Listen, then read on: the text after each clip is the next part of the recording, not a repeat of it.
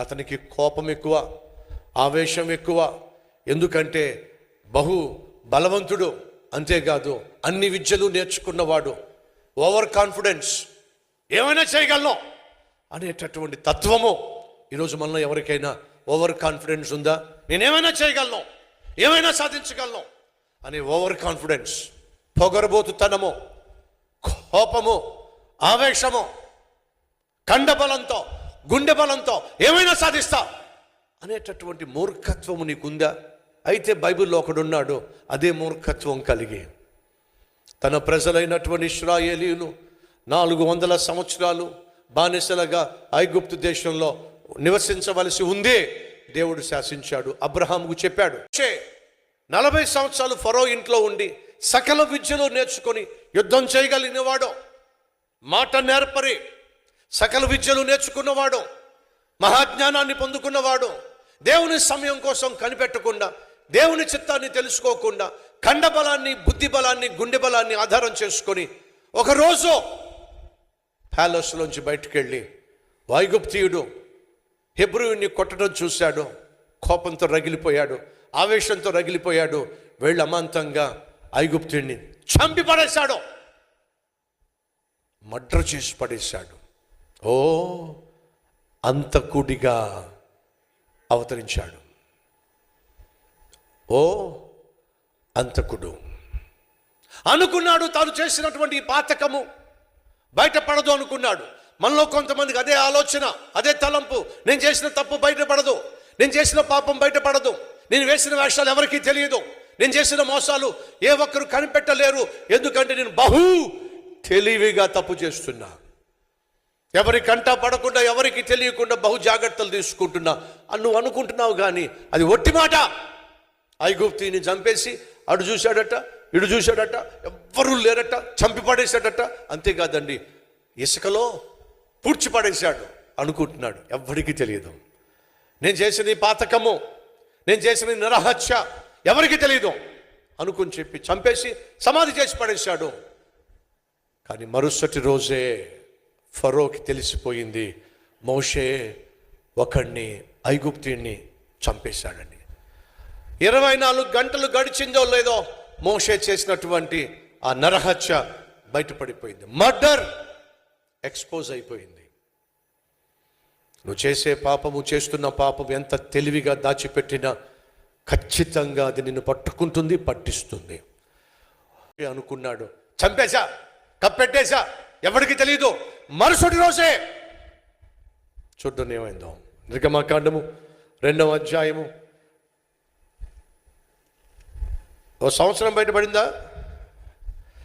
ఏమైంది చూద్దాం రండి. 14వ వచనం చివరి మాట. అందుకు మోషే నిశ్చయముగా ఈ సంగతి బయలు పడిననుకొని భయపడెను. ఫరో ఆ సంగతి విని మోషేను చంపజూచెను. గాని మోషే ఫరో ఎదుట నుండి పారిపోయి మిద్యాను దేశములో నిలిచి ఒక బావి దగ్గర కూర్చున్నాడు. సకల విద్యలు నేర్చుకున్నవాడు, ఐగుప్తు దేశాన్ని పరిపాలించేటటువంటి ప్రధానమంత్రిగా హోదాను పొందుకోవడానికి సిద్ధంగా ఉండాల్సిన సమయంలో, లేదా ఫరో అనుకుంటున్నాడు మోషేని ప్రధానమంత్రిని చేయాలని చెప్పి. ఒకవైపు దేవుడేమో మోషే పట్ల ఉన్నతమైన ఆలోచనలు కలిగి ఉన్నాడు, గొప్ప నాయకుడిని చేయాలి అని చెప్పి. కానీ మోషే తొందరపడుతనం వల్ల, ఆవేశం వల్ల, కోపం వల్ల మోషే ఒకరిని చంపి పడేశాడు. ఎవరు చెప్పండి? ఓ అంతకుడు. అలా చంపేసిన తర్వాత తను చేసిన పాపం బయటపడిపోయింది. ఫరో ఆర్డర్ ఇచ్చేశాడు, మోషే ఎక్కడ కనిపిస్తే అక్కడ చంపి పడేసేయండి. మోషేకి అర్థమైపోయింది తను చేసిన పాపం బయటపడిందని. పారిపోయాడండి.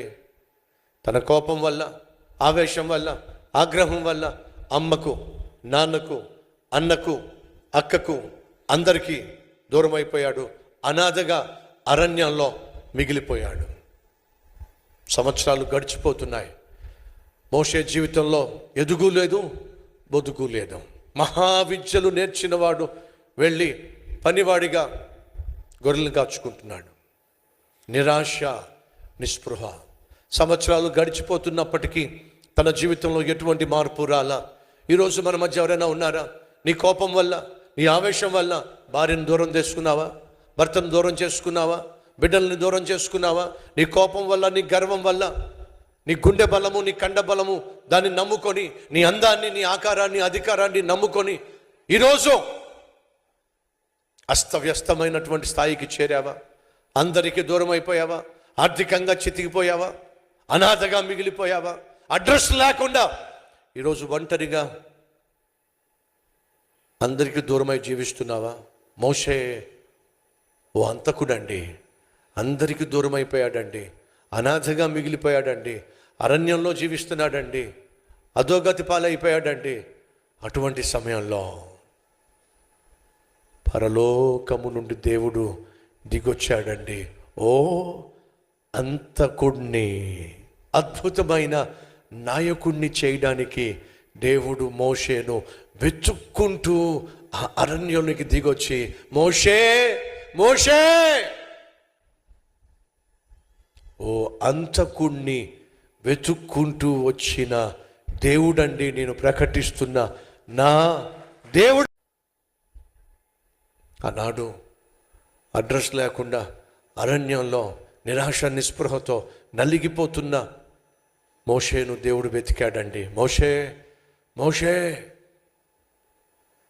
నేను నిన్ను ఇశ్రాయేలీయులకు రక్షకుణ్ణి చేస్తా, నాయకుణ్ణి చేస్తా. నెమ్మది లేకుండా జీవిస్తున్నావు, నిద్ర పట్టకుండా జీవిస్తున్నావు, నిరాశ నిస్పృహలో నీవు కృంగిపోతున్నావు. ధైర్యంగా ఉండు మోషే, నిన్ను వెతుక్కుంటూ వచ్చాను. ఎవరిని వెతుక్కుంటూ వచ్చాడో చెప్తారా కాస్త? మంచోడ్నా, బుద్ధిమంతుణ్ణా, నీతిమంతుణ్ణా? ఎవరినండి ఆయన వెతుక్కుంటూ వచ్చింది? ఆనాడు ఆది పురుషుణ్ణి, ఆ తర్వాత అభాగ్యుణ్ణి, ఆ తర్వాత అంతకుణ్ణి వెతుక్కుంటూ దేవుడు వచ్చాడండి. ఈరోజు నా దేవుడు వెతుక్కుంటూ ఇదిగో ఈ మందిరంలోకి వచ్చాడు, నిన్ను బాగు చేయాలని, బంగారం లాంటి భవిష్యత్తు ఇవ్వాలనే. ఆ రోజు మోషే తన జీవితాన్ని దేవునికి అప్పగిస్తే ఏమయ్యాడో తెలుసా అండి? ఎవరికైతే భయపడిపోయి పారిపోయాడో ఆ ఫరో పక్కలో బల్లెల్లా తయారయ్యాడు. మోషే పేరెత్తితే చాలు ఫరో భయపడి చచ్చిపోయాడు. ఎవరికైతే నువ్వు భయపడుతూ జీవిస్తున్నావో వారిని నువ్వు భయపెట్టేవాడిగా నా దేవుడు చేయబోతున్నాడు. ఎవరిని చూసి నువ్వు తల దించుకున్నావో వారి ఎదుట నా దేవుడు నీ తల ఎత్తబోతున్నాడు, వారి తల దించేయబోతున్నాడు. నువ్వు చేయాల్సిందల్లా ఒకటే, ఆ దేవునికి నీ జీవితాన్ని, నీ మిగిలిన జీవితాన్ని అప్పగించేసాయి. నిరుత్సాహపడింది చాలు, నిరసించిపోయింది చాలు, నిర్లక్ష్యంగా జీవించింది చాలు, దేవునికి దూరం అయిపోయింది చాలు, కోపతాపాలు ప్రదర్శించి అనాథగా మిగిలిపోయింది చాలు. నీలాంటి అనాథను, అంతకున్నే దేవుడు వెతుకుతున్నాడు. అద్భుతమైన భవిష్యత్తు నీకు ఇవ్వాలని చెప్పి ఈరోజు నీ జీవితాన్ని ప్రభువుకి అంకితం చేస్తే నువ్వు మునుపెన్నడూ చూడనటువంటి అద్భుతమైన ఆత్మీయతను చూస్తావు, అద్భుతమైనటువంటి ఆశీర్వాదాన్ని నువ్వు అనుభవిస్తావు.